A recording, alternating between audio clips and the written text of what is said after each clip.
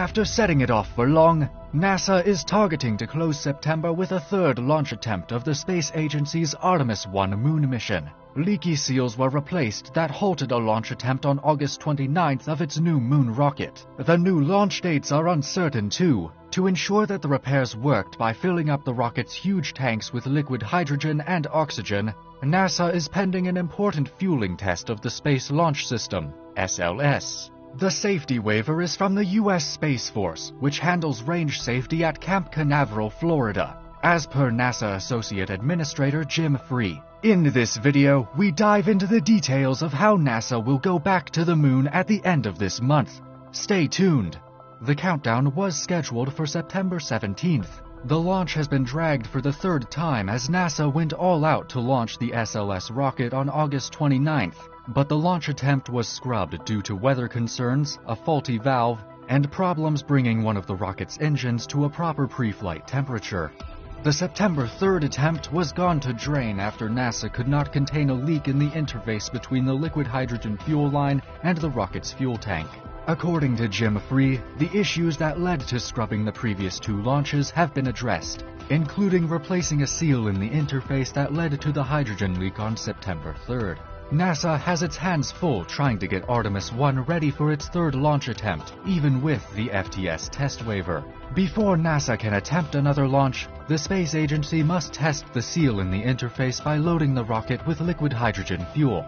A pair of dates have been plucked to avoid conflict with other NASA missions and launches. There would be no surprise to see the launch slip another day or two. While you might think it's easier to land on the moon, things don't go as planned since we've done it before. NASA will likely need 4 days between the test and the launch if all goes well. So if it slipped off the 17th for a couple of days, 23rd could be the big day. But NASA would take another stab at launching the 322-foot rocket in late September only if the test goes well, and if the Space Force extends a flight safety waiver. If things go sideways, the rocket will return to the hangar for additional work, shelving liftoff until at least October. A series of hydrogen fuel leaks and other crises halted back-to-back launch attempts last week.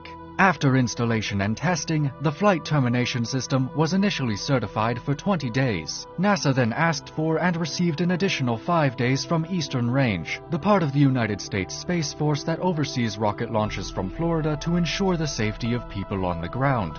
Things didn't work out, so NASA is now asking for a longer extension. Associate Administrator for Exploration Systems Jim Free says, "If they decide that it's not the right thing to do, we obviously will support that and stand down and look for our next launch attempt. But we will still proceed with the tanking test." NASA needs the okay from the Space Force in Cape Canaveral to launch in September. Cape Canaveral oversees the rocket's self-destruct system. The system needs batteries to be activated in case the rocket veers off course toward populated areas. These batteries need periodic retesting, which can only be done in the hangar. To avoid moving the rocket back to the hangar, the military would have to extend the certification of those batteries by an extra 2 weeks or more. But every time the rocket moves between the hangar and the launch pad adds routine wear and tear, and I don't want to do that unless necessary, said Chief Engineer John Blevins. There already have been 3 trips to the pad this year for practice countdowns and, most recently, the thwarted launch attempts of August 29th and Saturday.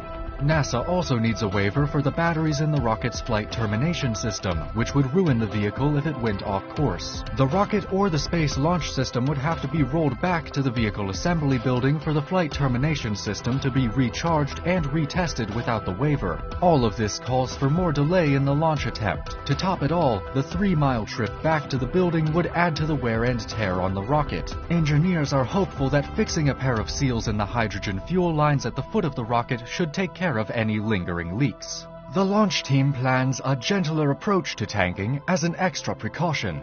The team will do this during the final phase of the countdown, slowing fuel flow at times to reduce stress on the seals, as per Mike Bolger, a program manager. "We're optimistic that we can knock this problem flat," he told reporters. NASA's new lunar exploration program, Artemis, after Apollo's twin sister in Greek mythology, is running years late and billions over budget. The moon has been unvisited since the late 1960s when 12 astronauts walked on the moon back in and early 1970s during NASA's Apollo program. The Artemis base camp will be at the moon's south pole. There's plenty of water there, so Lunar Flashlight, hitching a ride on Artemis I, will orbit the moon and shine infrared lasers into permanently shadowed craters near the lunar poles further to display the quantity and accessibility of water ice there. The Space Launch System rocket is one of the most powerful ever built by NASA. It carries a crew capsule of 3 test dummies. The space agency is on the run to send the capsule into lunar orbit on trial before putting astronauts on the next flight in 2024. If all goes well, the moon mission would pave the way for the first human moon landing in 50 years, currently scheduled for 2025. NASA's Artemis program hosts this mission with the goal of shipping astronauts back to the moon. This flight is a test of the rocket and Orion crew capsule. It will be a non-people flight, taking a weeks-long journey around the moon. An actual moon landing is set to occur in 2025, and astronauts will be aboard for the second launch, scheduled for 2024. NASA has difficulty fueling the Artemis I SLS rocket with its 736,000 gallons of super-cold liquid hydrogen and liquid oxygen fuel.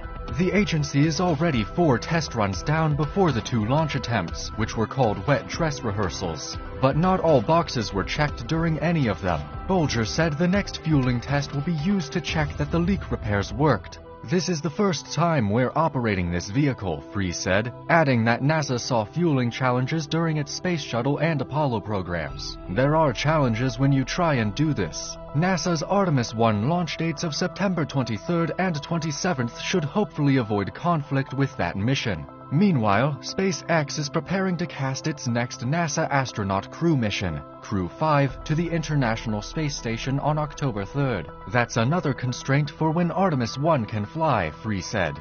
NASA technically has windows open for Artemis I that runs from September 16th to October 14th, then from October 17th to October 31st, with some cutout days in each window. If NASA manages to pursue a September 23rd launch for Artemis I, it will lead to a return to Earth on November 5th. NASA recently paid a visit to SpaceX for a first-hand look at a prototype of the human lander that will ferry NASA Artemis astronauts to the lunar surface during Artemis III. This demonstration is bound to lay the foundation for a long-term human presence on the moon later this decade. The Artemis I launch or launches this year may only be a small step, but it's an essential one. Future historians could look back on it as the instant humanity took a giant leap in its return to the moon, and this time for good. That's all for today. If you enjoyed this video, let us know what you would like the next video to be about. I'll be reading you in the comments. And don't forget to hit the subscribe button and notification bell for future updates. See you soon.